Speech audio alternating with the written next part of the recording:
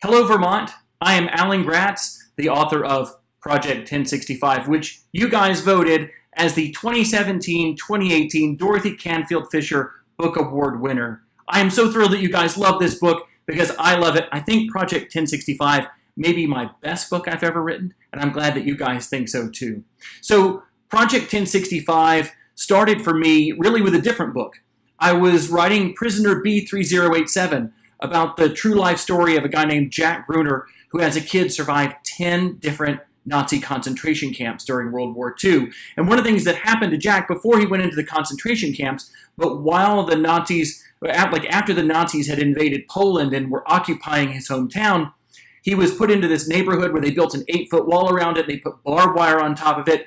And you weren't allowed to go out unless they wanted you to do work for them. But he found a hole in the wall. It was a place where people would send black market goods through. He found a hole in the wall and he snuck through it. And he went back out and he roamed around the city that had been his city one time, but now was occupied and really owned by the Nazis. And he went back to all of his favorite places and he explored a lot. And one of the things that happened to him was he ran into or he saw a kid from the Hitler Youth. And it ended up we had to cut this whole chapter out of the book. It didn't fit. It really happened to Jack, but there was other stuff. So much other stuff happened that we wanted to get to that we ended up cutting that chapter. So I was like, I want to write something about the Hitler Youth. I want to figure out how to put the Hitler Youth into a book, but I didn't want to write a story where my main character was in the Hitler Youth as a German kid because I didn't want my main character to be a Nazi. So I kind of put it away and I thought, I want to do something with that, but I don't know what. Well, then I was doing more research into World War II, and I found out that Ireland had been neutral during World War II. And this was a big bone of contention between Ireland and the Allied countries like England and America and France.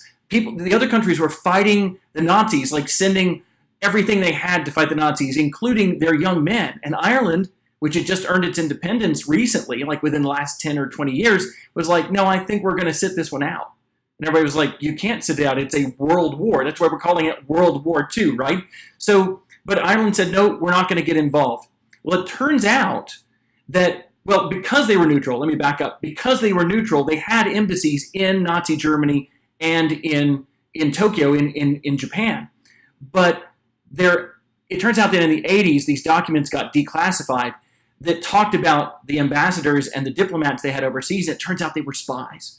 They had actually been working for the Allies to collect information at great personal risk to themselves and their families and send that back to England and America to help us win the war. Winston Churchill even said that they did more for the war effort by having their diplomats be spies than if they had sent their young men to be soldiers. That's a really incredible thing, and it's incredible that it was a secret for so long, for like 40 years after World War II, right? So I was like, oh, that's really cool. And now I had a way into writing a story about the Hitler Youth. I would tell a story about a kid who is not German, who's Irish, and he's there because his dad is the Irish ambassador to Nazi Germany during World War II. And he's in the Hitler Youth, so we get to see the Hitler Youth, but we also get a spy story in there because he and his family are spies for the Allies. So that was where really Project 1065 came from. Two things, Prisoner B3087, and then other research I was doing about World War II and Ireland's neutrality and how their ambassadors were spies. I'm so glad you loved Project 1065. Like I said, I think it's my best book, maybe my favorite. And I hope also that you guys love the 2 new books that I have on your list this year for the Dorothy Canfield Fisher Award. I'm just saying it'd be pretty awesome to win 2 in a row.